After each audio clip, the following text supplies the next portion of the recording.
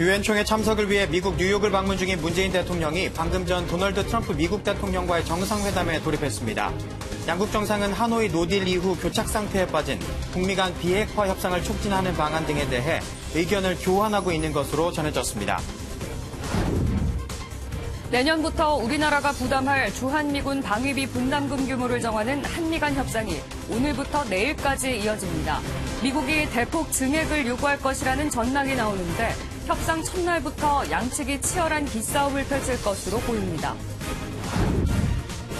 경기도 파주와 연천에 이어 김포에서도 아프리카 돼지열병이 발생했습니다. 돼지열병이 한강 이남으로 번지면서 초기 방역망에 구멍이 뚫린 게 아니냐는 우려가 나오는 가운데 파주에서는 또 의심 신고가 들어왔습니다. 조국 법무부 장관을 둘러싼 각종 의혹을 수사 중인 검찰이 어제 조 장관의 자택 등을 압수수색했습니다. 민주당은 혐의점을 찾지 못한 검찰의 무리한 수사라는 반응을 보인 반면 한국당은 조 장관을 즉각 파면해야 한다고 맞섰습니다. 수업 중 위안부는 매춘의 일종이라고 말해 논란이 불거진 연세대 류석춘 교수에 대해 학교 측이 강의 중단과 함께 공식 조사에 나섰습니다. 류 교수는 직설적인 강의 방식이 문제일 뿐이라고 해명했지만 과거에도 부적절한 발언이 있었다는 증언이 나오면서 논란이 확산하고 있습니다. 오늘은 전국이 맑고 쾌청한 가운데 일교차가 큰 전형적인 가을 날씨를 보이겠습니다. 낮 최고 기온은 27도까지 오르겠지만 대부분 지역의 아침 기온이 10도 안팎으로 뚝 떨어지면서 쌀쌀하겠습니다. 문재인 대통령과 도널드 트럼프 미국 대통령의 한미 정상회담을 앞두고 북한은 다시 한번 강경한 입장을 밝혔습니다. 그런데 이전엔 한국은 빠지라고 하더니 이번엔 미국을 향해 남한을 강박하고 있다고 비난했습니다. 손기준 기자가 보도합니다. 지난 2월 하노이 북미 정상회담 결렬 이후 북한은 줄곧 남한에 대한 비판 기조를 이어갔습니다. 특히 지난 8월 열린 한미연합훈련에 대해 북한 외무성은 군사연습을 중단하거나 성의껏 해명하기 전에는 남북 간 접촉 자체가 어렵다고 경고했습니다. 또 남한이 아닌 미국과 대화를 하겠다는 이른바 통미봉남 전략을 지속적으로 취해왔습니다. 하지만 한미 정상회담을 앞두고 북한이 이번엔 다소 태도를 바꿨습니다. 북한의 온라인 선전 매체인 메아리는 미국이 북남 관계 진전이 북핵 문제 진전과 분리될 수 없다고 남조선 당국을 강박하고 있다고 비난했습니다. 우리 민족끼리도 남조선 당국이 외세의 눈치를 보며 외세 지령하에 움직이고 있다며 민족 공조를 강조했습니다. 앞으로 열릴 북미 비핵화 협상을 앞두고 미국을 비판함과 동시에 남한을 향해선 자신들의 편에 서달라고 요구한 셈입니다. 이에 대해 강경화 외교부 장관은 협상 재개가 가장 중요하다는 태도를 보였습니다. 강 장관은 미국 뉴욕에서 열린 브리핑에서 모든 것에 열린 자세로 협상에 임한다는 것이 미국 측의 기본 입장이라고 전했습니다. 다만 자칫 대북 제재 완화에 동참한다는 신호로 해석될 수 있어 북한에 과도한 기대감을 심어준다는 지적도 나옵니다. MB 뉴스 손규준입니다. 내년부터 한국이 내야 할 주한미군 주둔 비용을 정하는 협상이 오늘 시작됩니다. 협상 결과에 따라 우리나라의 부담이 대폭 늘어날 가능성이 제기됩니다. 전민석 기자가 보도합니다. 제11차 한미 방위비 분담 협상이 오늘부터 이틀간 서울에서 열립니다. 주한미군의 주둔 비용 가운데 내년부터 한국이 내야 할 몫을 정하는 협상입니다. 한국에선 지난번 협상을 주도한 장원삼 외교부 한미 방위비 분담 협상 대표가 새 수석 대표 선임 전까지 협상을 이끌기로 했습니다. 이에 맞서 미국 측은 제임스 드하트 신임 국무부 방위비 분담 협상 대표를 내보냈습니다. 이번 협상에서 미국은 약 6조 원에 이르는 50억 달러를 요구한 것으로 알려졌습니다. 올해 우리나라가 부담한 1조 389억 원의 6배 가까운 수준입니다. 미 국무부는 한국의 기여를 더 늘리기 위한 논의라고 밝히면서 트럼프 대통령은 한국을 포함한 동맹국들이 더 부담해야 한다는 기대를 분명히 했다고 밝혔습니다. 앞서 트럼프 대통령은 동맹국들을 향해 불만을 터뜨리기도 했습니다. And we defend countries that are immensely wealthy and they don't help us out. They don't pay us for almost anything. 협상 시작 전부터 미국의 인상 요구가 거센 가운데 한국 대표단과의 팽팽한 기싸움이 예상됩니다. MBN 뉴스 전민석입니다. 다음 소식입니다. 검찰이 조국 법무부 장관의 자택을 전격 압수수색하며 조 장관 가족에 대한 첫 강제 수사에 들어갔습니다. 현직 법무장관에 대한 강제 수사는 사상 초유의 일인데 법원이 압수수색 영장을 발부한 건 조 장관의 혐의가 어느 정도 소명된 것이란 분석도 나옵니다. 김순철 기자가 보도합니다. 검찰이 어제 오전 조국 법무부 장관의 서울 방배동 자택을 압수수색했습니다. 지난달 27일 수사에 착수한 지 약 한 달 만의 일로 법무부의 현직 수장이 압수수색을 당한 건 사상 초유의 일입니다. 검찰은 조 장관 자택에서 컴퓨터 하드디스크와 업무 관련 기록을 확보했습니다. 조 장관 자택에 대한 압수수색에 나선 건 부인과 자녀를 넘어 사실상 조 장관을 겨냥한 것이란 해석이 나옵니다. 현재 조 장관이 받고 있는 의혹은 크게 세 가지입니다. 사모펀드 투자로 공직자윤리법을 위반했는지, 딸의 서울대 인턴 증명서 허위 발급에 관여했는지, 부인 정경심 교수의 증거인멸 과정에 개입 또는 방조했는지 여부 등입니다. 법조계에서는 법원이 압수수색 영장을 발부한 만큼 조 장관의 혐의가 상당 부분 소명된 게 아니냐는 분석이 나옵니다. 조 장관 기소 가능성이 한층 높아지는 대목입니다. 검찰은 또 조 장관 자녀가 지원했거나 재학 중인 것으로 알려진 연세대와 이화여대, 아주대, 충북대 로스쿨 등도 압수수색했습니다. 입수된 자료를 토대로 서울대와 동양대에서 발급받은 표창장과 인턴 증명서 등이 실제 진학에 활용됐는지를 확인할 것으로 보입니다. MBN 뉴스 김순철입니다. 검찰의 조국 법무부 장관 자택 압수수색에 대해 더불어민주당은 먼지떨이식 수사라며 검찰을 비판했습니다. 자유한국당과 바른미래당은 문재인 대통령의 결단이 필요할 때라며 사퇴를 거듭 촉구했습니다. 최형규 기자입니다. 더불어민주당은 조국 법무부 장관 자택 압수수색에 대해 잊을만 하면 이어지는 흠집내기 수사로 규정했습니다. 이해찬 당대표는 검찰이 한 달 동안 수십여 명을 동원했지만 확실하게 밝혀진 것이 없다고 비판했습니다. 가장 나쁜 것이 먼지털이식 수사, 별건 수사인데 검찰 개혁을 막기 위한 총력 수사가 아니라 국민관심사의 실체적 진실을 그대로 밝히기 위한 진실 밝히기 수사가 되기를 바랍니다. 민주당은 또 허위조작 정보대책특별위원회에 접수된 가짜뉴스에 대한 대응 방안과 수위를 검토하기로 했습니다. 반면 자유한국당은 자택 압수수색이 조국 일가 범죄 의혹의 실체가 드러나는 초석이 될 것이라고 목소리를 높였습니다. 조국 부부는 구속을 면하기 어려운 상황입니다. 이미 조국을 둘러싼 국민의 분노와 국가적 혼란이 임계점을 넘어섰습니다. 이어 조 장관에 대한 직무 효력정지 가처분 신청도 제기했습니다. 바른미래당은 조 장관이 사실상 피의자 신문이 되었다고 비판했습니다. 이제 문재인 대통령이 정말 결단을 하셔야 합니다. 장관의 집을 검찰이 압수수색을 했는데 그 장관이 어떻게 검찰을 지휘한단 말입니까? 민주평화당과 정의당은 검찰 수사 결과를 지켜봐야 한다며 말을 아꼈습니다. MBN 뉴스 최영규입니다. 일본군 위안부를 매춘의 일종이라고 하고 이 일을 제기하는 학생에겐 직접 해보라는 말까지 서슴지 않아 논란을 일으킨 류석춘 교수에 대해 연세대가 학교 강의를 중단하고 공식 조사에 들어갔습니다. 류 교수는 매춘을 해보라는 말은 사실과 다르다고 해명했지만 파문은 사그라지지 않고 있습니다. 김보미 기자입니다.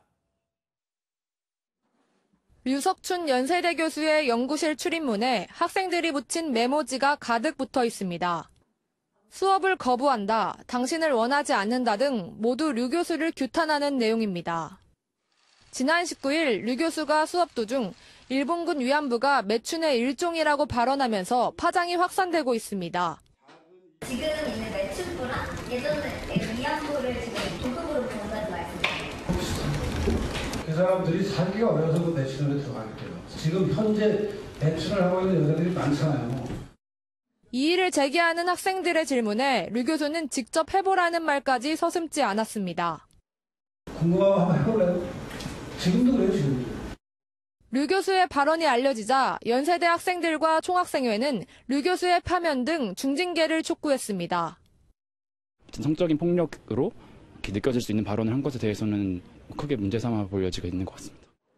위안부 피해 관련 시민단체도 허위사실 유포와 명예훼손 혐의 등으로 류 교수를 검찰에 고발했습니다.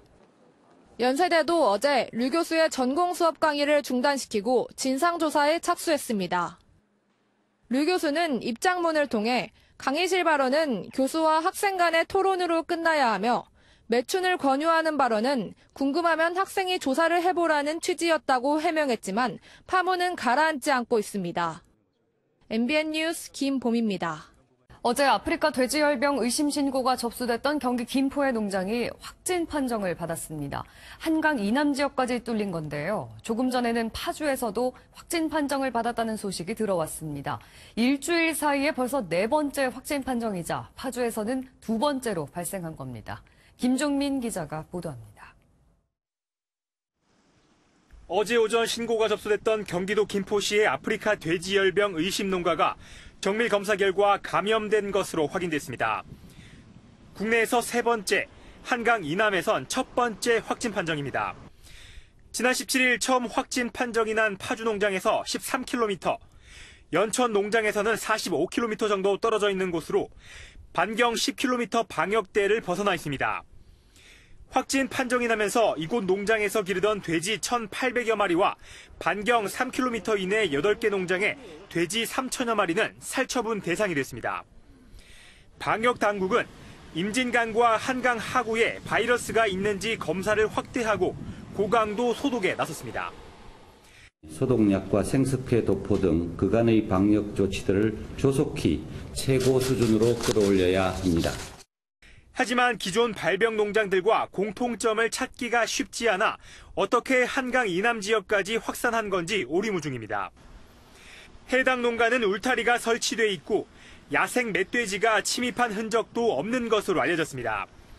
또 사료를 먹여 오염된 음식물에 노출될 가능성이 작고 해외에서 바이러스가 직접 유입됐을 확률 역시 희박합니다. 설상가상으로 김포 농장에 이어 의심 신고가 들어왔던 파주 농가도 확진 판정을 받으면서 확산 우려는 더욱 커지고 있습니다. MBN 뉴스 김종민입니다. 경기도 김포에서 아프리카 돼지열병 확진 판정이 나온 가운데 파주에서도 또다시 확진 판정이 나오면서 돼지고기 값이 다시 오르는 게 아니냐는 우려가 커지고 있습니다. 돼지열병 확진으로 경기는 물론 인천과 강원 지역에도 48시간 이동중지 명령이 내려지면서 출하가 중단됐기 때문입니다. 실제 돼지고기 값은 지난 17일 돼지열병으로 48시간 이동중지 조치가 내려지면서 킬로그램당 6,201원으로 30% 넘게 오르기도 했습니다. 서울의 한 대형 산부인과에서 영양제 처방을 받은 베트남인 임신부가 병원의 실수로 낙태 수술을 받는 어처구니없는 일이 벌어져 경찰이 수사에 나섰습니다. 의사도 간호사도 환자의 신원조차 확인하지 않고 마취 후 수술을 한 것으로 알려졌습니다. 손하늘 기자입니다. 서울 강서구의 한 대형 산부인과입니다. 지난달 7일 저녁 베트남인 여성은 남편과 함께 임신 사실을 확인하기 위해 병원을 찾았습니다. 건물 2층의 진료실에서 임신 6주 진단을 받은 이 여성은 처방받은 영양제를 맞기 위해 분만실로 올라갔습니다. 문제는 이때부터였습니다. 낙태 수술이 필요한 환자의 차트를 잘못 가져온 간호사는 진료대에 누워있는 환자가 누군지 제대로 확인하지 않은 채 마취제를 투여했습니다. 담당 의사 역시 신원을 확인하지 않고 낙태 수술을 집도한 걸로 알려졌습니다. 하혈을 하며 집으로 돌아간 여성은 계속해서 피가 멈추지 않자 이튿날 이 병원을 다시 찾았습니다. 피해 여성을 검사한 다른 의사가 낙태 사실을 발견했고 여성은 의료진을 곧장 경찰에 신고했습니다. 제가 하도 많이 갔다 와서 아는 게 없어서 따로 뭐 말씀드릴 게 없고요. 경찰은 의료진들이 신원 확인을 하지 않은 걸로 보고 업무상 과실치상 혐의로 이들을 입건했습니다. 다 맞는지 간호사랑 의사랑 복수로 확인하게 되어 있고 가장 기본적인 규칙을 지키지 않은 것이기 때문에 처벌 가능성이 굉장히 높다. 경찰은 담당 의사와 간호사를 조만간 기소 의견으로 검찰에 넘길 예정입니다. MBN 뉴스 손하늘입니다. 네, 아마 스스로 목숨을 끊은 분들 중에 인터넷에 자살이란 단어를 검색하는 경우가 적지 않았을 겁니다. 그런데 검색 방법을 조금만 달리해도 구체적인 장소가 노출되는 일이 벌어지고 있습니다. 이혁준 기자가 취재했습니다. 포털 사이트에 자살을 검색하니 24시간 상담 전화번호를 안내합니다. 그런데 지읒과 소문자 R, 살을 써서 검색하자 자살 관련 정보들이 그대로 쏟아져 나옵니다. 지읒과 R을 띄워서 지읒, 아, 살로 검색해도 마찬가지. 마포대교를 고민한다며 자살 방법을 묻는 글이 뜹니다. 자살과 관련된 구체적인 방법들이 검색이 된다는 건 유가족 입장에서도 마찬가지지만 일단 그렇게 방치되어 있는 거? 좀 이런 것은 굉장히 위험하다고 생각해요. 구글맵에서 자살을 검색해봤습니다. 서울 마포대교가 상위 검색 결과로 올라옵니다. 보건복지부의 조사 결과 2013년부터 5년 동안 서울에서 자살한 1,500여 명 가운데 한강 투신은 1,000건이 넘습니다. 투신 자살자가 선택한 다리는 이곳 마포대교가 27%로 가장 많았습니다. 자살 방지 조치가 이뤄지고 있지만 오히려 자살 장소로 검색되고 있는 셈입니다. 2주 동안 온라인상을 검색해보니 자살 유해 정보가 17,000건이나 검색이 되었습니다. 경찰이 이것을 삭제한 데는 한계가 있으니 포털로 하여금 이것이 삭제되도록 강제화해야 합니다. 자살 예방법은 자살 유발 정보를 유통하면 형사처벌을 내리게 돼 있습니다. MBN 뉴스 이혁준입니다. 나경원 자유한국당 원내대표가 자신의 아들을 둘러싼 원정 출산과 이중국적 의혹에 대해 명백한 가짜뉴스라고 정면 반박했습니다. 자유한국당 초재선 의원들은 지도부를 저격해온 홍준표 전 한국당 대표를 징계를 촉구하고 나섰습니다. 권용범 기자입니다. 당 안팎에서 아들을 둘러싼 의혹이 연이어 불거진 나경원 자유한국당 원내대표. 미국 LA에 있는 라치몬트 산후조리원에서 아이를 원정 출산했다는 의혹에 대해 작심 발언을 쏟아냅니다. 그 설립 연월일이 2000년입니다. 2000년. 저희 아이를 출생한 연월일은 1997년입니다. 이게 명백히 가짜뉴스라는 거는 거기서부터 알 수 있습니다. 이어 원정 출산 아니라고 했더니 이중국적은 왜 아니라고 안 하냐고 그런다며 제기된 의혹들은 모두 사실이 아니라고 재차 강조했습니다. 조국 임명 책임론으로 나 원내대표를 연일 압박해온 홍준표 자유한국당 전 대표는 한 발 물러섰습니다. 홍 전 대표는 늦었지만 진실을 밝혔으니 다행이라면서도 자녀 특검이라도 해서 누명 벗고 문정권을 타도해야 한다고 주장했습니다. 자유한국당 초재선 의원들은 당 지도부를 겨냥한 홍 전 대표의 최근 발언들은 해당 행위라며 강력히 반발했습니다. 내부 분열을 획책하는 자는 자유우파의 적이라며 홍 전 대표에 대한 윤리위원회 회부까지 요구했습니다. 홍준표 전 자유한국당 대표의 당 지도부 흔들기에 초재선 의원들이 집단 반발한 건 이번이 처음인데 갈등이 마무리될 수 있을지 아니면 증폭될지 관심이 집중됩니다. MBN 뉴스 권용범입니다. 조국 장관 임명을 둘러싸고 벼랑 끝 대치를 이어가는 여야가 오랜만에 머리를 맞댔습니다. 손해를 봐도 반드시 내야 하는 증권거래세를 손봐야 한다면서 함께 토론회를 개최한 건데요. 잘 되는가 싶더니 이번에는 정부가 어깃장을 놨습니다. 조창훈 기자입니다. 주식 거래 시 최대 0.25%까지 부과되는 증권거래세. 상품별로 과세 방법이 제각각인데다 손실을 봐도 세금을 내야 하면서 논란이 끊이지 않았습니다. 부동산 과세 체계가 자본시장 과세 체계보다 훨씬 유리하게 되어 있기 때문에 시중의 유동성이 부동산으로 갈 수밖에 없는 상황이 되어 있다. 이 때문에 오랜만에 여야 의원들이 함께 증권거래세 폐지를 위한 토론회를 주최했고 여야 지도부가 모두 축사까지 보냈습니다.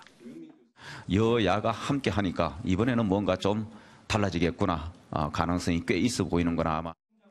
하지만 막상 논의에 들어가자 분위기가 달라졌습니다. 증권거래세를 없애는 대신 금융이익을 종합해 세금을 부과하면 유동자금이 자본시장으로 유입될 수 있다는 주장에 기재부가 반대 의사를 분명히 한 겁니다. 거래과세에서 소득과세로 전환한다는 게 하나의 태제에 관해서는 이제 저는 크게 의문의 여지는 없는 것 같습니다. 20대 증권거래세 폐지 방향을 잡았다. 그 이후에 이제 과세 체계 문제를 논의를 한다라고 말씀을 하셨지만은 정부로서는 전혀 그렇지 않습니다. 여야가 모처럼 증권거래세 폐지에 의견을 모았지만 주무부처의 반발이 주요 변수로 떠올랐습니다. MBN 뉴스 조창훈입니다. 트럼프 대통령 안보정책 핵심 인물인 데이비드 어반 전쟁기념위원회 위원장이 제20회 세계 지식포럼에 참석하기 위해 한국을 찾았습니다. 워터게이트 특종으로 알려진 밥 우드워드 워싱턴 포스트 부편집장과 함께 트럼프 정권의 미래를 주제로 불꽃 논쟁을 벌일 예정입니다. 민지숙 기자입니다. 밥 우드워드 워싱턴 포스트 부편집인이 인천공항을 통해 입국합니다. 그 뒤를 이어 데이비드 어반 미국 전쟁기념회 위원장 역시 들어섭니다. 모두 제20회 세계 지식 포럼에 참석하기 위해 한국을 찾았습니다. 데이비드 어반과 밥 우드워드는 오는 25일 장충체육관에서 트럼프 정권의 미래를 주제로 토론을 벌입니다. President Trump in the upcoming election, and President Trump's been able to cut regulations in America, cut taxes, freed up capital for more business investment. 2016년 미 대선 캠프의 수석 자문으로 활동했던 데이비드 어반은 트럼프 대통령의 최측근으로 알려져 있습니다. 마이크 폼페이오 국무위원 장관은 육군사관학교 동기로 트럼프 정권 안보 정책에 큰 영향을 미치는 인물 중 하나입니다.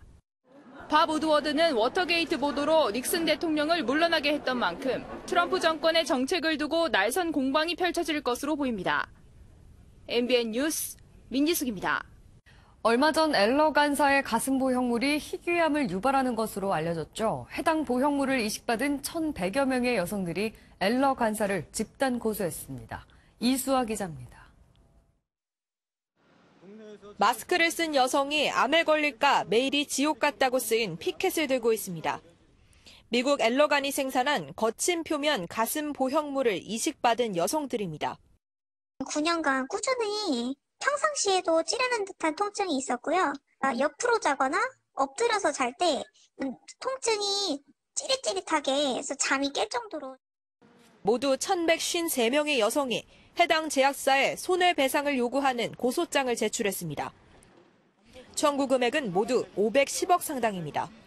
그 소송의 결과가 우리나라 법원에도 영향을 미칠 것이고 우리나라 법원의 판결이 또 미국에도 영향을 미칠 수 있을 것으로 봅니다. 소송 참가 의사를 밝힌 여성들이 계속 느는 만큼 2차 고소도 조만간 이뤄질 전망입니다. 엘러간 측은 집단 소송과 관련해 현재 법적으로 계류 중인 사안에 대해 말할 수 없다는 서면 답변만 내놨습니다. 국회 보건복지위원회는 이식 환자 보상 방안 등을 묻기 위해 한국 엘러간 대표를 국정감사 증인으로 신청했습니다. MBN 뉴스 이수아입니다. 다음은 굿모닝 월드입니다. 한 검은 물체가 주택 옥상을 점령했습니다. 어슬렁어슬렁 발걸음을 옮기는 이 동물, 뭐였을까요? 프랑스의 한 주택가에 나타난 검은 물체. 자세히 보니 흙 표범이었는데요. 창문을 뚫어져라 들여다보기도 하고 옥상 위를 왔다 갔다 합니다. 소방대원과 구조대가 마취총을 쏴 포획했는데요. 표범이 당황해서 도망가거나 공격하지 않게 2시간이 넘도록 이 표범의 움직임을 예의주시했습니다. 옥상 위엔 왜 올라가 있던 건지 어떻게 올라간 건지는 조사 중이라고 하네요. 이번엔 트럭 위에 뭔가가 올라가 있습니다. 운전자의 신고로 구조됐다고 하는데요. 화면으로 만나보시죠. 택배 트럭 위에 올라가 있는 이것. 바로 라쿤이었는데요. 운전기사는 깜짝 놀라 이를 신고했습니다. 무려 시속 80km로 달려왔는데 이 위에 라쿤도 있었던 겁니다. 25km가 넘는 거리를 달리는 동안에도 이 라쿤은 떨어지거나 튕겨나가지 않았던 건데요. 트럭 위에서 꿋꿋이 버티며 여정을 함께한 이 라쿤. 악력 한번 대단하네요. 미국 일리노이주의 쇼핑몰 건물 안에선 난데없이 자동차가 돌아다녔다는데요. 무슨 일인 걸까요? 사람들이 놀라 정신없이 뛰어다닙니다. 자동차 한 대가 쇼핑몰 안을 마구 돌아다니는데요. 상점 진열대 물건들을 쓰러뜨립니다. 경찰에 붙잡힌 운전자는 22살의 남성. 마약에 취해 이런 범죄를 저지른 걸로 보고 경찰은 수사를 진행하고 있다는데요. 크게 다친 사람은 없지만 몇몇은 가벼운 부상을 입고 인근 병원으로 옮겨졌다고 합니다. 지금까지 굿모닝 월드였습니다. 오늘 전국에서 높고 푸른 가을 하늘 볼 수 있겠습니다. 단 출근길에는 일교차에 대비해서 겉옷을 꼭 챙기셔야겠습니다. 밤사이 찬 공기가 내려와서요. 어제보다 2도에서 5도가량 기온이 떨어졌습니다. 현재 서울 14도, 대관령은 4.5도로 한 자릿수로 출발하면서 쌀쌀하게 느껴지고 있습니다. 강원 산지와 경북 북동 산지에서는 첫 서리가 내릴 가능성도 있겠습니다. 하지만 낮에는 가을볕의 기온이 오릅니다. 서울 26도, 대관령 21도, 안동은 25도가 예상됩니다. 아침 안개도 조심하셔야겠습니다. 임실 강진면의 가시거리가 70m, 문경은 120m까지 좁혀져 있는데요. 차간거리 넉넉히 두시고 서행운전 하셔야겠습니다. 낮에는 안개가 걷히고 쾌청한 하늘이 드러나겠습니다. 오늘 전국이 맑겠습니다. 동해상에서는 풍랑주의보가 발효 중입니다. 바람도 강하게 불고 물결도 높게 일겠습니다. 아침 공기 어제보다 더 서늘합니다. 대전 12.4도, 울진은 11.2도로 출발하고 있습니다. 한낮에는 서울과 강릉 26도, 창원과 부산 25도까지 올라 어제보다 조금 높겠습니다. 금요일과 주말 사이에는 충청과 남부, 제주에서 비 소식 들어 있습니다. 날씨였습니다.